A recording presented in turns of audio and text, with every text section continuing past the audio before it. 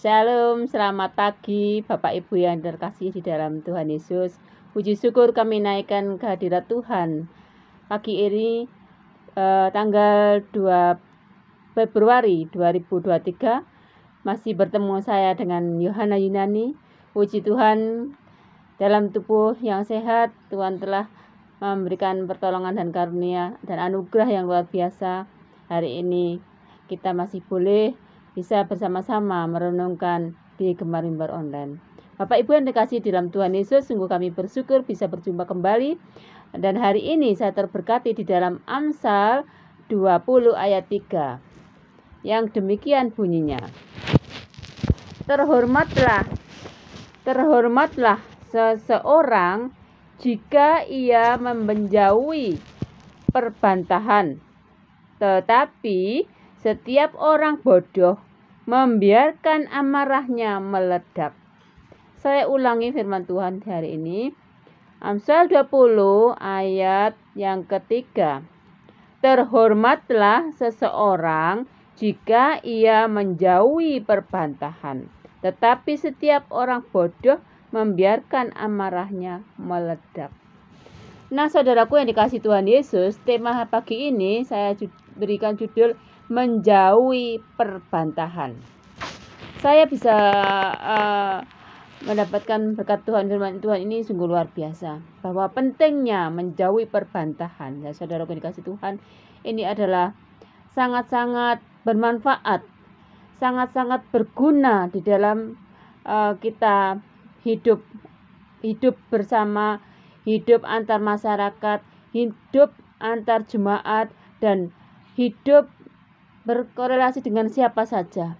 Nah, saudaraku yang dikasihi Tuhan Yesus, perbantahan ini apabila kita biarkan saja, ini akan menjadi suatu hal yang sangat-sangat tidak baik.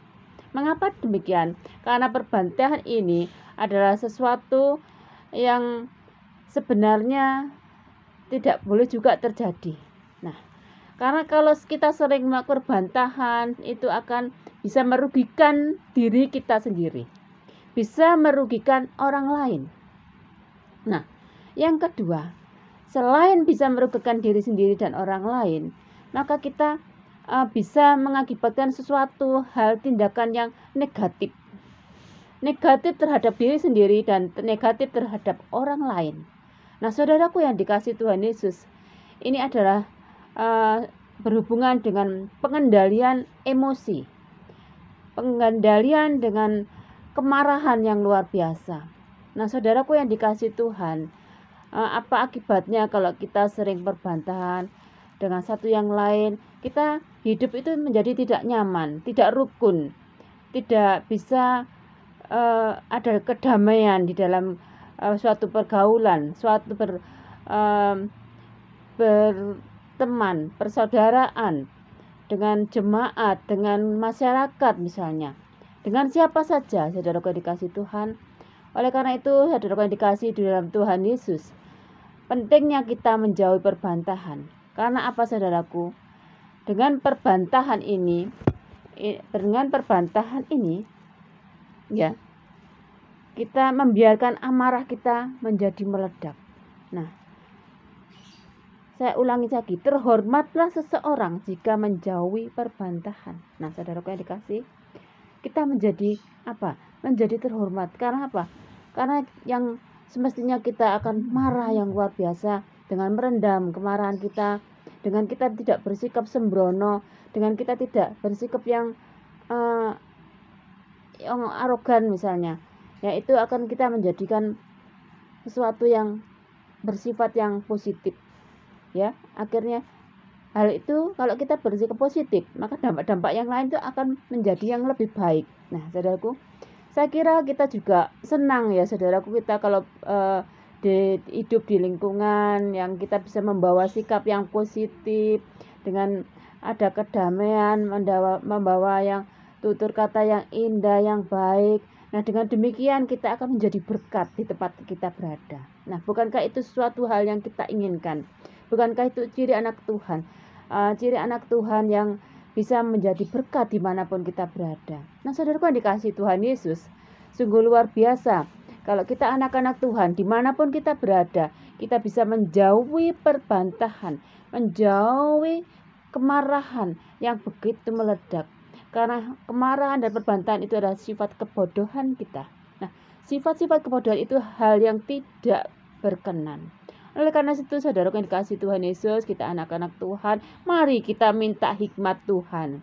Sesuatu karakter yang sebenarnya keras kepala, egois dan lain sebagainya, yang itu sebenarnya yang harus kita rubah.